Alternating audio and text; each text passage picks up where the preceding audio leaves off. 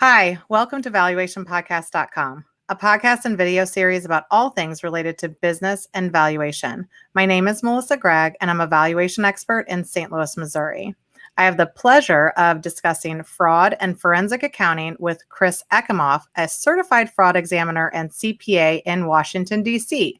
Chris also serves as an expert witness in matters of SEC financial reporting, complex GAAP accounting, whistleblower, mortgage-backed securities litigation. I mean, where are you not doing stuff, Chris? Welcome. It's great to be here. Thanks for having me, Melissa. I think it kind of goes to the fact that, people don't really understand what's in that space. And they think that it's very glamorous and it's like you're investigating, like you're in the FBI or something. But what does forensic accounting mean to you and maybe to your clients? Because it's very different depending upon where you focus, right?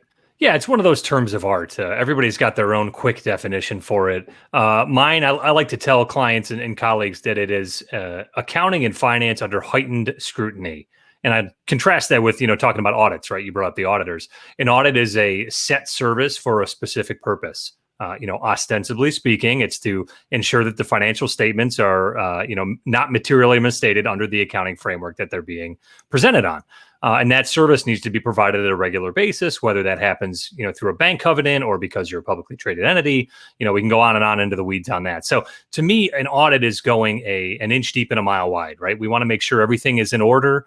Nothing is too far out of order. And if this issue or this error is under the level of materiality, we don't have a big deal. Forensic accounting and fraud investigation is almost exactly in the opposite direction. It's an inch wide and a mile deep. And we have one very specific issue or very specific set of circumstances that we need to understand or confirm. And usually it's ad hoc. It's not a repeat engagement. And I like to tell the joke, if you've signed us up for 3 years of, repeat investigations, you're probably not doing something right in-house if we need to come back over and over again. So for forensic accounting, to me, is that heightened level of scrutiny to a very unique set of circumstances. And that can be applied across a variety of ideas. We believe that the CFO is embezzling from the company. Can you help us understand whether he is or not? And if he is, how much is gone? So you've got that very specific set of circumstances you're looking at. Or it could be, hey, we had this department on the West Coast for a long time that was humming along at, $100 of revenue a day. And now they've popped up to $150 of revenue a day. And we don't understand why.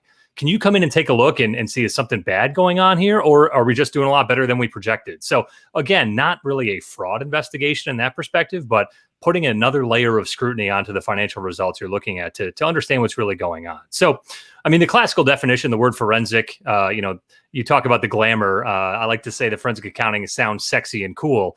But again, I'm staring at a computer screen for 20 hours a day, just like everybody else.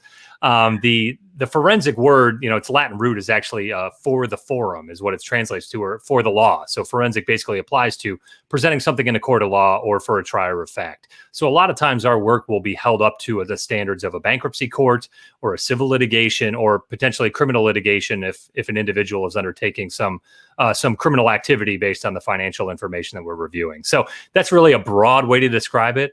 I have some good friends out in Oregon who run their own forensic accounting firm who develop a lot of the thought leadership in the area, and their trademark definition, so out to Daryl and his guys, full credit where it's due, is the art and science of investigating people and money.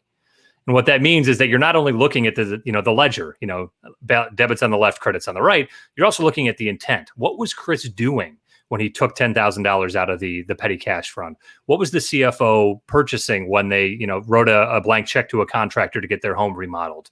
And looking at the people as well as the money, I think, is a very important aspect. So thanks to those guys at Financial Forensics who help define some of those ideas in the space.